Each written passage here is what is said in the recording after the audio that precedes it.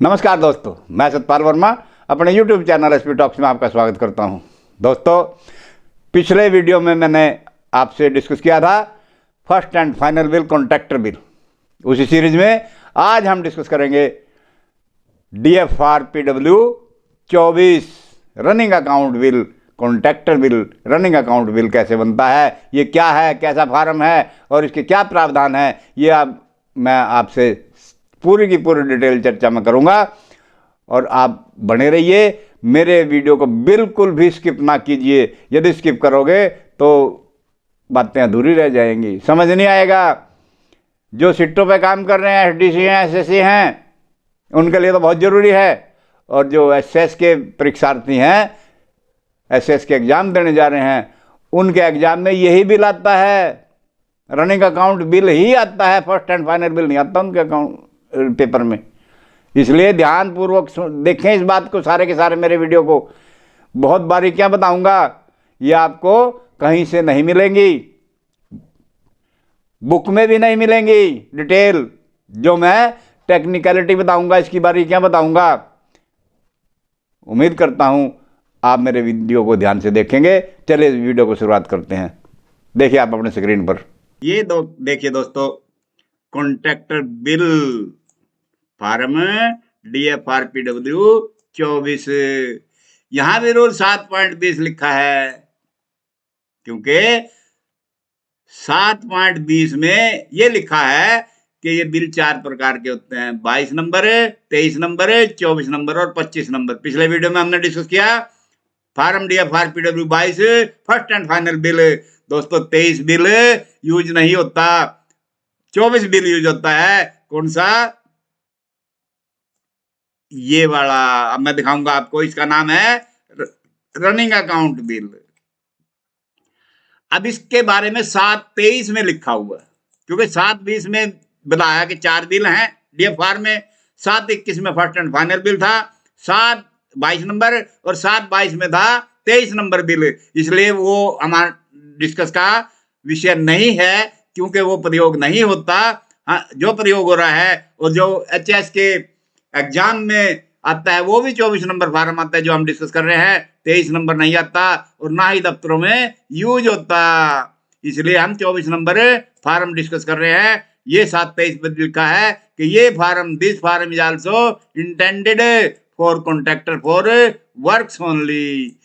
पिछले 22 में सप्लाई भी थी और वर्क भी था, और 23 में केवल सप्लाई होती है, वो डिस्कस नहीं हुआ है, यहाँ पे ना प्रयोग होता।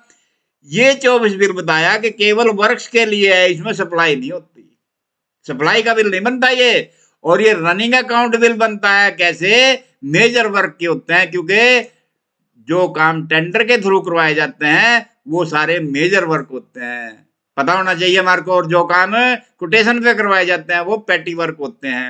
अर्थात जो काम टेंडर से करवाया वो कोई 2 साल चलता है, कोई 3 साल चलता है, यहाँ तक के 5-5 साल भी काम चलते हैं। बड़े बड़े हॉस्पिटल बनते हैं, बड़े बड़े प्रोजेक्ट बनते हैं, वो सालों साल लग जाते हैं। बिल्डिंगें बनती हैं, पुल बनते हैं, नहर की पटरियों का निर्माण होते हैं। तो ये जो है दोस्तों, वहां यूज होता है फार्म DFR-PW 24। और इसके आगे कहा it should be used in all cases. ये सभी जगह यूज किया जाएगा। कहाँ? जहां सिक्योर्ड एडवांस दिया गया है, वहां भी यही फार्म यूज होगा। जब सिक्योर्ड एडवांस देते हैं, इसी फार्म के ऊपर देते हैं। आगे मैं दिखाऊंगा आपको कि ये कौन सा पार्ट है इस फार्म का जिसमें सिक्योर्ड एडवांस दिया जाता है। और are already outstanding in respect of the same work. Same work पे चाहे पहले भी क्यों ना सिक्योर्ड एडवांस दे रखा हो, दोबारा फिर देना है, तब भी यही फार्म यूज होगा। When this form is used, it should also be utilized for making on account of advance payment. Even यहाँ के एडवांस पेमेंट भी करनी होती है, तो वो भी इसी बिल पर होगी। आजकल दोस्तों नया युग है, नया PW बन गया, उसमें नए नए प्रावधान हो गए हैं। उसमें एडवांस पेमेंट का कुछ और प्रावधान कर दिया गया है, इंटरेस्ट भी लिया जाता है, वो अलग बात है कि उसके लिए प्रोसीजर दूसरे हैं। लेकिन ये पुरानी बातें जो DFR में प्रावधान है, वो सारी की सारी हम डिस्कस कर रहे हैं। और 7.28 में वही जो हमने 22 में डिस्कस किया था कि एसडीओ इसकी देखरेख करेगा, हाँ जी, और उसकी सुपरविजन करेगा, सारा वर्क काउंट करेगा। यहाँ हालांकि सप्लाई का भी जिक्र है, क्योंकि ये बिल केवल वर्क के लिए है, इसलिए सप्लाई का इसमें कोई जिक्र नहीं है। और इसमें जो है ना सारी कैश जो कैलकुलेट करेगा वो सारी आप लोगों को पता है कि कैसे कैलकुलेट करनी है, उसका पोर्शन कितना है। वो अलग बात है कि जेई को अथराइज कर दिया जाता है, साइट इंचार्ज बना दिया जाता है, वो वहां देखरेख करता है, लेकिन सब काम एसडीओ की देखरेख में। उसके बाद जो है ना ये एसडीओ के ऊपर एग्जेक्टिव इंजीनियर होते हैं जो समय समय पर चेकिंग करते रहते हैं, क्वालिटी कंट्रोल देखते हैं, क्वांटिटी देखते हैं, चेक करते हैं रिकॉर्ड एंट्री को।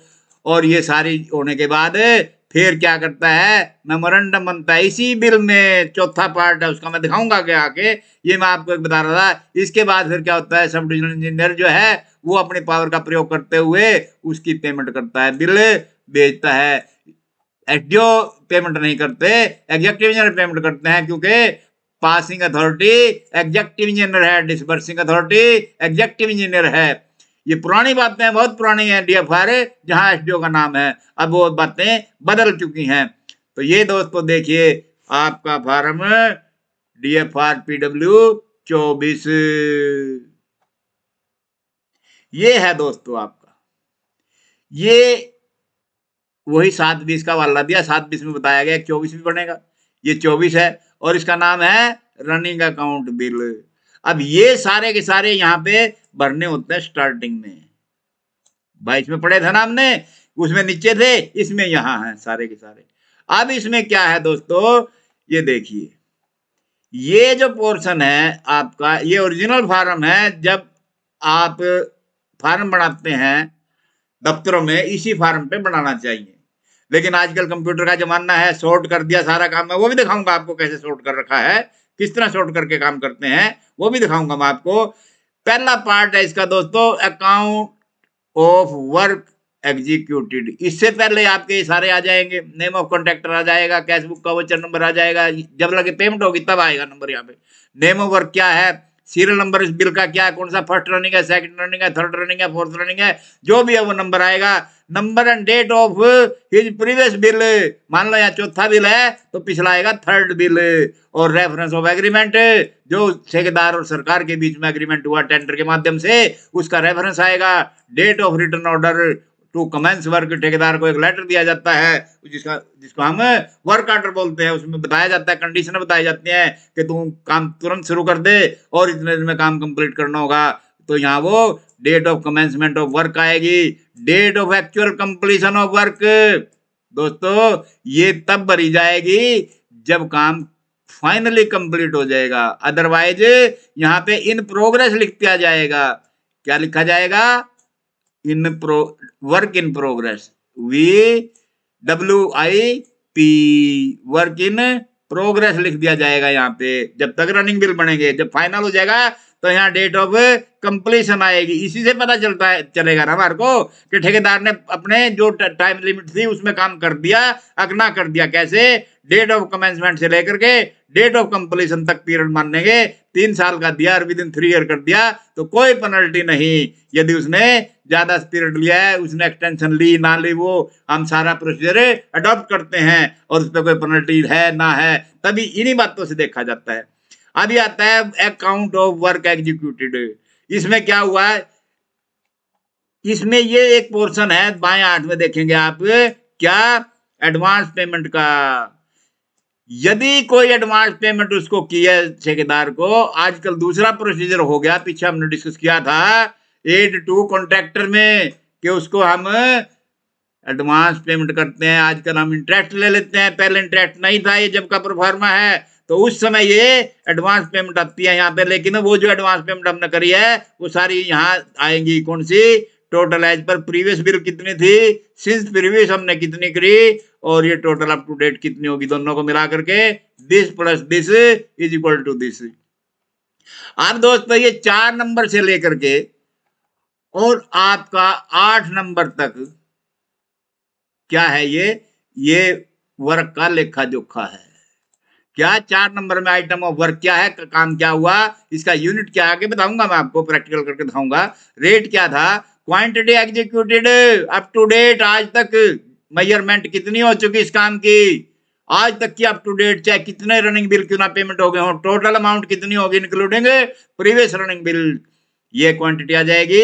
इसके बाद ये अप टू डेट आई, क्या आई ये, payment on the basis of actual measurement, इसकी क्या आई, दो पोर्शन हो गए, पहले मैंने 8 तक क्लियर किया आपको, 8 इसकी कैलकुलेशन आई, जो क्या इतनी क्वांटिटी थी इस काम की थी, ये रेट था, इस पर कितना कितने अमाउंट बन गई, पेमेंट कितनी करनी है, भुगतान कितना करना, इतने का 8 नंबर में आ गया, ये टोटल अमाउंट के हमने इतना काम करवा लिया।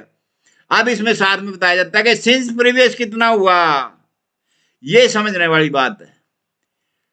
सिंस प्रीवियस और प्रीवियस बिल में यह अंतर है। प्रीवियस बिल का मतलब पिछले बिल में कितना भुगतान किया, और सिंस प्रीवियस का मतलब पिछले बिल से लेकर के अब तक कितना काम किया उसने, अर्थात इस टोटल अप टू डेट में से पिछले बिल की क्वांटिटी अमाउंट घटा देंगे, वो सिंस प्रीवियस आ जाएगा। Total amount minus amount of previous bill is equal to since previous bill, ये अमाउंट आ गई। यहाँ पे कॉलम है remarks with reason for delay, यदि कोई डिले हुई है उसका रिमार्क्स देने होते हैं। ये एक्चुअल परफॉर्म है दोस्तों, आपके डीएफआर में है। अब दोस्तों यहाँ पे जो है नाम ये लिखे हुए है ना, डी बी, ये डी है सेंटर 2 कॉलम के लिए, और बी है 3 कॉलम के लिए। डी का मतलब है पिछले बिल के बाद जो भुगतान करा है, since previous bill advance payment की है, इसको हम डी के नाम से पुकारते हैं। और जो ये टोटल आया यहाँ पे, इन सारे का टोटल आएगा ना, इसका भी टोटल आएगा और इसका भी टोटल आएगा। ये यहाँ पे हम ए के नाम से इसको लिखते हैं, ये अमाउंट ए आई, क्योंकि मेमोरेंडम जब होगा चौथा पार्ट उसमें यही लिखे हैं। आपको चेक भी करना होगा, तो चेक करने के लिए आपके पास ये लिखे होंगे तभी है ना, कि ए डी है, ये ए है, और इसके बाद क्या क्या, value of work shown on previous bill यहां नहीं दिखाई दी, अर्थात इन दोनों का जो अंतर है वो अमाउंट ये है। और इसमें से ये जो अमाउंट आई ए में से ये अमाउंट घटा दी प्रीवियस बिल की, तो ये जो अमाउंट आई है दोस्तों ये एफ आई है। इसको हम एफ, ये अपनी मर्जी से नहीं लगाए मैंने, ये आपकी किताब में रूल में लिखा हुआ है, जो ओरिजिनल फार्म है उसमें प्रिंट है। एसएस के स्टूडेंट ध्यान दें इस बात पे कि जब आपके पास ये फार्म आएगा, वहां पे यही फार्म आएगा, एग्जाम में दिया जाएगा आपको ये फार्म, और वहां पे ये लिखे होंगे, और आपको इनके बारे में मालूम होना चाहिए क्या क्या चीजें जो मैं आपको बता रहा हूँ। ध्यान देना इस बात पे, बड़े गौर से देखना आज की वीडियो, स्किप बिल्कुल मत करना, एक एक वर्ड को समझना। ये नीचे बताई गई है, ये क्या है, 1 स्टार दे के, 1 स्टार जहां था, ये 2 स्टार है, 1 स्टार यहाँ था, ये क्या है, और ये 2 स्टार है, ये क्या है, ये बताया हुआ है। तो इसके बाद दोस्तों ये हमारा एक ए अमाउंट आ गई, एक एफ अमाउंट आ गई, और एक डी अमाउंट आ गई। ये आगे मेमोरेंडम में बताऊंगा मैं कहां से क्या लिया है मैंने, ध्यान रखना इस बात का। अब ये फार्म का पार्ट 2 आ गया दोस्तों, वो पार्ट 1 था। ये फार्म जो आपको डबल फोल्ड में मिलेगा, 4 पेज का होगा। ये जो आपने देखा है ये पहले पेज पर और सेकंड पेज पर होगा, एक ओवरलिप पे होगा 2 पेज पे, ठीक है दोस्तों। इसके बाद 3rd पेज पे आपका ऊपर टॉप पे ये पार्ट 2 होगा सिक्योर्ड एडवांस का। सिक्योर्ड एडवांस में क्या होगा, ये कॉलम है, 10 कॉलम होते हैं इसमें। इस क्वांटिटी आउटस्टैंडिंग है फ्रॉम प्रीवियस बिल में कितनी क्वांटिटी थी, क्या ये आएंगे आगे किस चीज की है, ये देखिए डिस्क्रिप्शन ऑफ मटेरियल। यहाँ डिस्क्रिप्शन ऑफ मटेरियल होगा, क्या क्या दिया, इंटें दी, उसको हमने सीमेंट दिया, उसको हमने, या और जो चीज दी सिक्योर्ड एडवांस में दिया, सरिया दिया, तो ये जो अमाउंट है वो सारी आएगी। कितना यूनिट था, ये quantity outstanding from previous bill में कितनी आउटस्टैंडिंग थी भरनी होगी आपको सारे, क्योंकि ये बिल अप टू डेट बनता है, बड़े ध्यानपूर्वक बनाना पड़ता है। Deduct quantity utilise in work measured since previous, यहाँ सिंस प्रीवियस के बाद कितनी अमाउंट है जो खर्च हो चुकी है, इसमें से, और ये क्या क्वांटिटी आउटस्टैंडिंग है, including quantity brought to site since previous bill, और सिंस प्रीवियस के बाद यदि आपने कोई एडवांस पेमेंट कर अब लाया है वो सामान है, कितना लाया है वो भी हमने यहाँ पे लिखना पड़ेगा। कौन सा, यही आइटम जो हमने डिस्क्रिप्शन में दिखाई है, पहली आइटम, केवल इसी आइटम का ब्यौरा है। फिर हमारी दूसरी आइटम आ जाएगी यहाँ पे, इसी तरह तीसरी आ जाएगी। जितनी आइटम है सबका ब्यौरा इसी तरह आता रहेगा इसमें। उसके बाद ये यूनिट है, किसका यूनिट क्या है वो आगे बताऊंगा मैं। आगे क्या, रिड्यूस्ड रेट एट विच, आपको मालूम है कि ये 75% ही दिया जाता है। रिड्यूस्ड रेट 75%, 100% नहीं दिया जाता, पेमेंट 75% दी जाती है। Up to date amount of advance, इसकी कितनी अमाउंट आ गई। रेफरेंस आगे डिवीजन के किस ऑर्डर से हमने दिया, ये रेफरेंस है, ये भी दोनों रीजन है कि क्यों दिया गया। तो जो आपकी किताबें जो हैं उसमें सिर्फ यही 8 नंबर तक डिटेल दी हुई है, 9 और 10 नहीं दिखाए गए क्योंकि ये ओरिजिनल फॉर्म है। और इसके बाद फिर ये बताई है total amount outstanding as per C, तो deduct amount outstanding as per entry C previous bill. ये जो टोटल अमाउंट आएगी आपकी यहाँ पे, ये सी अमाउंट आएगी। इस बिल की कितनी है और पिछले बिल की सी अमाउंट कितनी है, सी जहां लिखा होगा वहीं से अमाउंट लानी होगी आपको। और नेट अमाउंट कितनी होगी, दिस माइनस दिस, ये हो जाएगी ई, जो अब भुगतान किया जा रहा है। एबीसीडी को ध्यान रखना, इसी से ही आपका मेमोरेंडम बनेगा। इसके बाद फिर ये जो है ना, ये तीसरा कॉलम जो है, तीसरा पार्ट यही होता है सेकंड पेज पर, ये होता है सर्टिफिकेट्स का। ये प्रिंटेड सर्टिफिकेट हैं आपके, ये सारे के सारे यहाँ पे कौन साइन करेगा, जो बिल बना रहा है, जो बिल बना रहा है। और उसके बाद ये साइन कौन करेगा, अथराइजिंग पेमेंट, जो पेमेंट करेगा, अर्थात यहाँ पे एसडीओ और यहाँ पे एक्शन जो पेमेंट अथराइज करता है। उसके बाद फिर दोस्तों आपका ये बैक साइड पे चले जाएंगे चौथे पेज पर, ये डीएफआर 24 हो गया। इसका क्या है, ये पार्ट 4 मेमोरेंडम, वही कंटिन्यू चल रहा है 4 पेज का, मैंने बताया ना, ये चौथा पेज है आपका और ये पेज 3 है आपका, और ये फर्स्ट एंड सेकंड पेज पर होते हैं। ये ध्यान रखने वाली बात है, याद रखना। लास्ट में जाके आपका ये मेमोरेंडम बनेगा। जो आपने पीछे सारी तीन पेज पे कैलकुलेशन करी है, जो दिखाई मैंने एबीसीडी के माध्यम से, वो सारी लानी होगी आपको यहाँ पे मेमोरेंडम में। Total value of work actually measured as per A column 8 entry ए, ये आई हुई है आपकी, ये एंट्री बताया था ना। एबीसीडी याद रखना, जहां पे जो अक्षर लिखा है वो बड़े आसान है दोस्तों। ए वाली अमाउंट ला देनी है यहाँ पे, उसके बाद फिर ये बी वाली अमाउंट ला देनी है, फिर ये सी वाली अमाउंट ला देनी है, फिर इनका 1, 2 और 3 का टोटल हो जाएगा। और फिर ये डिडक्ट अमाउंट विद हेल्ड कौन सी करनी है, 5वें में 2 प्रकार की, ए और बी। अब आप ये सोच रहे होंगे कि ये क्या चीज है। ये दोस्तों एब्स्ट्रैक्ट के लिए है। यहाँ पे लाइन नहीं लगी हुई है क्योंकि किताब में लाइन नहीं थी, इसलिए मेरे यहाँ भी लाइन नहीं है। लेकिन जब आपके पास फॉर्म आएगा प्रिंटेड, वहां पे लाइनें लगी होंगी, फॉर्म बना होगा ये, यहाँ पे ये फॉर्म बना होगा। इसी तरह यहाँ पर भी होगा। ये तो इसकी अमाउंट हो जाएगी और ये इसकी अमाउंट हो जाएगी, 2 एब्स्ट्रैक्ट बनेंगे यहाँ पे। एब्स्ट्रैक्ट का मतलब डे बुक होता है, इससे खर्चा कहाँ कहाँ बुक करवाना है जब कैश बुक लिखी जाएगी, इस कॉलम से लिखी जाती है। अब मैं जा रहा था 5 नंबर पे, डिडक्ट अमाउंट, जो अमाउंट डिडक्ट करनी है वो कौन सी है,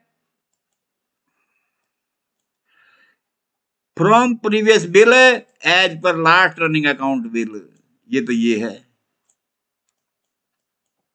और फ्रॉम दिस बिल वो कौन सी है, वो कौन सी है, यहाँ पे डिटेल देनी होगी आपको कि किस किस चीज की आप कोई बैड वर्क की पेमेंट काट रहे हैं, उससे काम ठीक नहीं किया, कोई पेनल्टी काट रहे हैं, इस प्रकार की जो इसी वर्क को चार्ज होनी है, कोई डिले ऑफ वर्क है इसी को चार्ज होना है, दूसरे वर्क को चार्ज नहीं होना, तो वो यहाँ आएगा सारा का सारा। और फिर ये इसके बाद 6 नंबर पे क्या हो गया, चार चार पे जो अमाउंट आई थी यहाँ पे 1 2 3 प्लस करके -5 दोनों की मिला करके, इन दोनों को मिला करके घटा दी जाएगी उसमें से 4 - 5 और ये अमाउंट आ जाएगी के, यहाँ पे के अमाउंट आ जाएगी। उसके बाद 7 नंबर में total amount of payment already made as per entry के, पिछले बिल में यहाँ का जो के है वो अमाउंट आ जाएगी यहाँ पे, वो यहाँ पे आ जाएगी कि बिल का रेफरेंस देना होगा यहाँ इस बिल नंबर में, और इसमें लास्ट रनिंग बिल जो था उसमें जो के पे अमाउंट लिखी हुई है वो इतनी है। अपनी मर्जी से कुछ नहीं लिखना होता इसमें, फॉर्म भरते रहो, अमाउंट उठाते रहो, चलते रहो। आगे 8 number, payment now to be made as detailed below. अब इसके भी 3 पोर्शन है, ए बी और सी। कौन सा, by recovery of amount creditable to this work, जो इस वर्क को चार्ज होनी है वो कितनी है, ऊपर वाले से अलग हटके, ऊपर वाले से अलग हटके। कौन सी, कोई हमने एक्स्ट्रा उसको सीमेंट दे दिया था, कोई सामान दे दिया था ठेकेदार को, वो अमाउंट इसी वर्क को कटेगी ना, क्योंकि इंडेंट कटा था इसी वर्क का, इसी वर्क को क्रेडिट हो जाएगी जब काटेंगे। ये 8 ए आ गई, और ये टोटल कौन सी होगी, 5 बी जमा 8 ए। देखिए 5 बी में भी क्रेडिटेबल टू दिस वर्क थी ये फिगर, और जमा ये फिगर, ये दोनों के दोनों जी में आ गई जाके। फिर उसके बाद है बी में क्या, by recovery of amount creditable to other works और हेड ऑफ अकाउंट होनी है। कौन सी, ए पर deposit deduction on account of security, security काटनी है वो इतनी होगी, ये ए की अमाउंट आ गई यहाँ पे, और इन दोनों की अमाउंट, और ये घटने के बाद, बी घटने के बाद जब अमाउंट बचेगी बाई चेक की कितनी आई, ये आ गई ना ऊपर से, इसमें से बाई चेक अमाउंट कितनी देनी है, ये बी की अमाउंट आ गई यहाँ पे, और ये दोनों घटाने के बाद ये हमारी बाई चेक की अमाउंट आ गई, और यही कह रहा 8 बी जमा सी इज इक्वल टू एच, ये एच अमाउंट आ गई हमारी, और यही अमाउंट हम यहाँ पे लिखेंगे।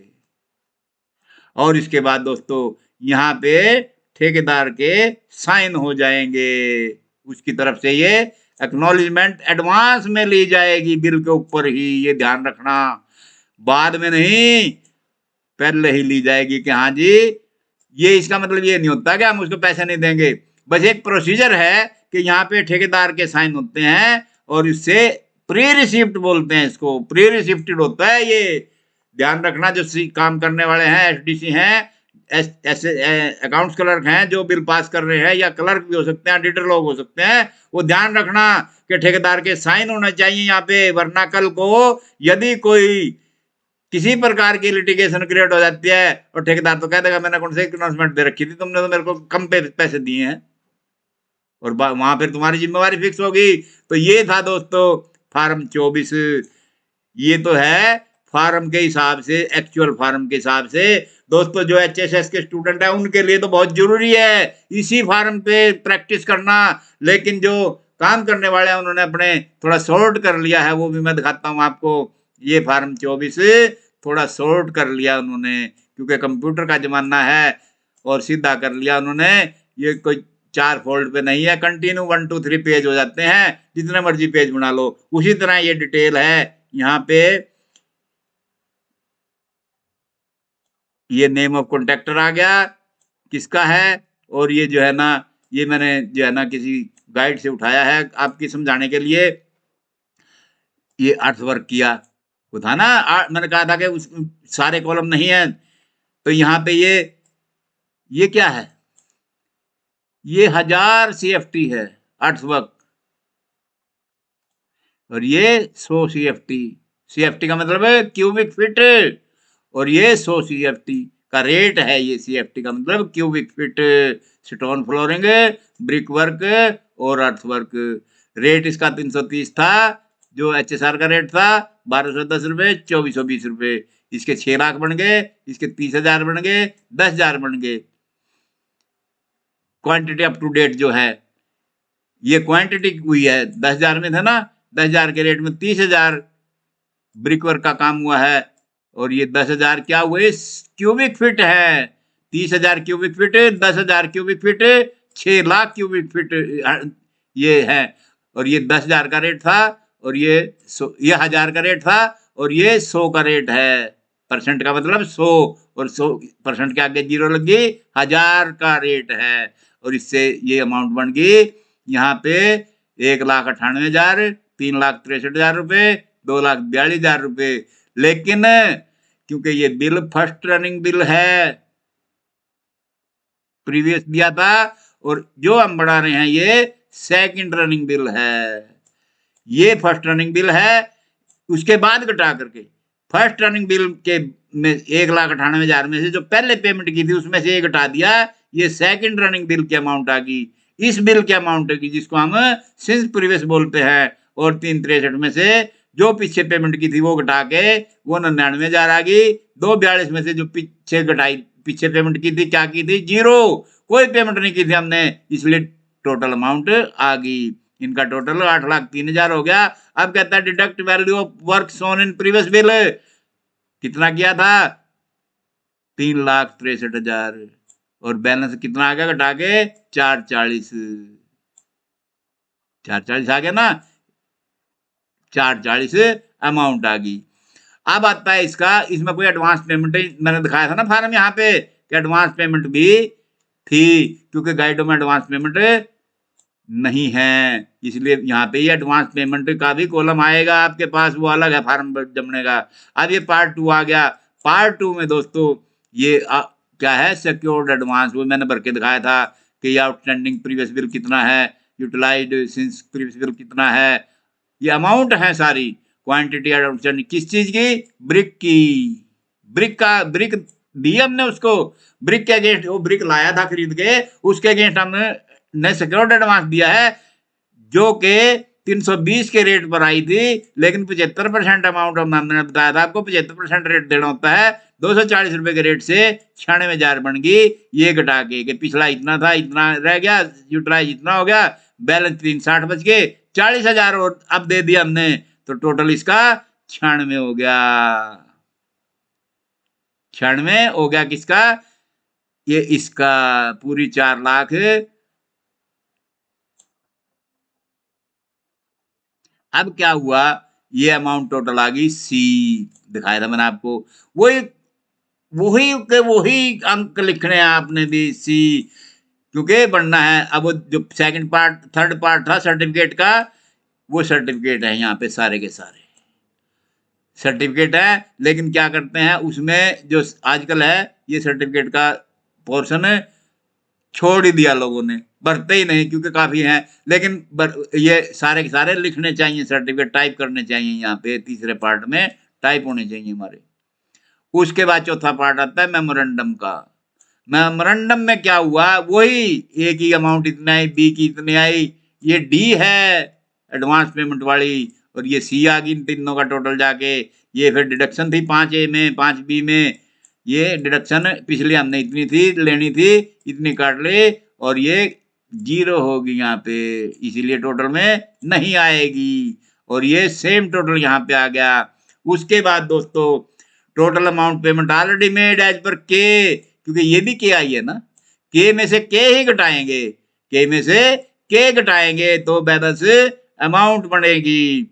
अब इसके बाद यहाँ ये साथ साथ डे बुक जो मैंने आपको बताई थी, वर्क एब्स्ट्रैक्ट, ये साथ साथ वर्क एब्स्ट्रैक्ट बढ़ता जा रहा है। ये 9,000 की अमाउंट थी, ये इधर आ गई।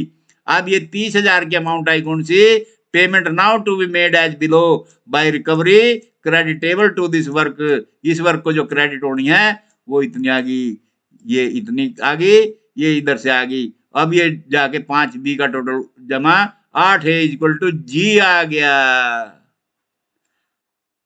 ये कौन सी आ गई, ये आ गई जी आपकी, अब क्या हुआ, अब 8B की इतनी सारी डिटेल है, सिक्योरिटी डिपॉजिट है, इनकम टैक्स है, SGST है, CGST है और वाटर चार्जेस भी थे।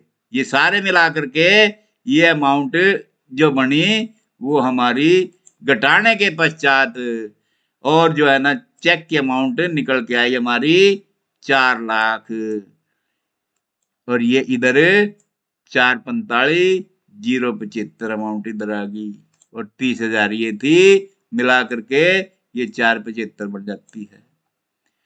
तो ये दोस्तों जो है हम फिर क्या करेंगे, अब पे रुपीज जो हमने किया, ये किया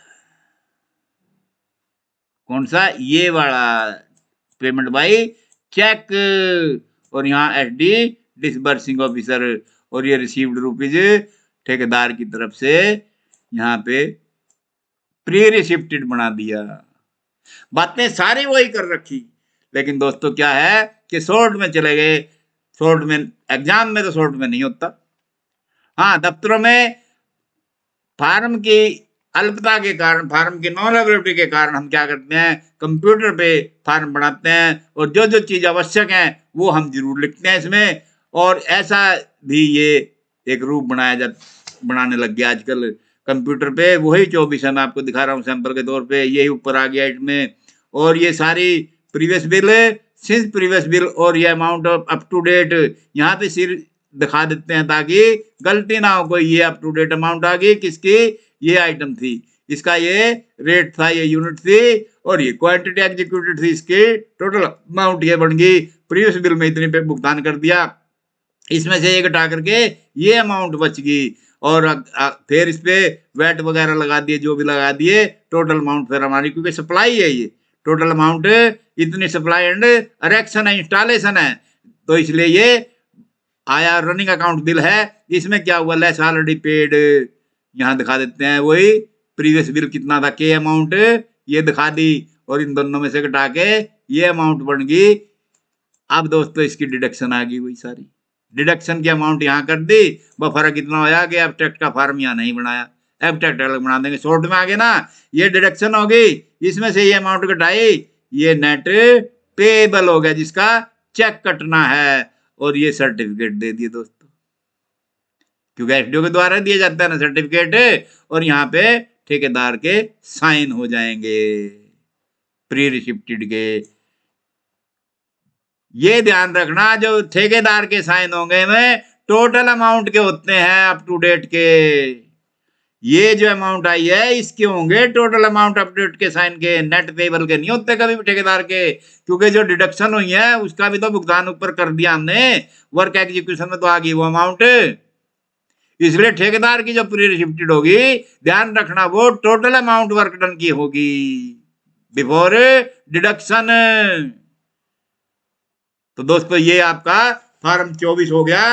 उम्मीद करता हूं कि आपको अच्छा लगा होगा। अब आप इसकी एक्सरसाइज करिए अपने हिसाब से, और फिर भी यदि किसी की कोई क्वारी रह जाती है तो वो मुझसे डिस्क्रिप्शन बॉक्स में लिख करके भेजें, मैं उसकी क्वारी का जवाब दूंगा। और उम्मीद करता हूं आप इसकी एक्सरसाइज बड़े अच्छे ढंग से करेंगे, और अपने एग्जाम में पूरे अच्छे ढंग से आप अपना पेपर सॉल्व करके आएंगे, इसी फार्म पे करके आएंगे। वहां पर आपको ये ओरिजिनल फार्म मिलेगा जो मैंने आपको दिखाया है, ये वाला, ये फार्म मिलेगा आपको वहां से, ये 4 पेज का फार्म मिलेगा। इसका ध्यान रखना, आपकी DF फार्म में लिखा हुआ है, प्रिंटेड है लास्ट में किताब के, वहां से आप इसको फोटोस्टेट कॉपी करवा ले, और बार बार प्रैक्टिस करें आप इसकी। ये ना सोचें कि जब एग्जाम में आएगा जब देखेंगे, आप अपने DFR की किताब में से फोटोस्टेट करा लें। तो ये था दोस्तों कॉन्ट्रैक्टर बिल में running account bill form DFR PW 24। आशा करता हूँ कि आपको अच्छी तरह समझ आया होगा। इसकी टेक्निकलिटी जो मैंने बताई है आपको वो समझ आई होंगी, और उम्मीद करता हूँ आप जो SS के स्टूडेंट हैं वो अपनी किताब से जो क्वेश्चन हैं वो हल करेंगे, अपने खुद करेंगे। और फिर भी यदि किसी की कोई डिफ़िकल्टी रहती है तो आप मेरे डिस्क्रिप्शन बॉक्स में जो लिंक दिया हुआ है क्वेश्चन भेजने का, उसके माध्यम से आप मेरे को अपनी क्वारी भेज सकते हैं, मैं आपके क्वारी के जवाब भी दूंगा। उम्मीद करता हूं आपको मेरा वीडियो पसंद आया होगा, इसलिए आप मेरे वीडियो को लाइक और शेयर अवश्य करें। और जो मेरे चैनल से अभी जुड़े हैं वो मेरे चैनल को बेल आइकन का बटन दबा के सब्सक्राइब करें। दोस्तों, इन्हीं शब्दों के साथ नमस्कार।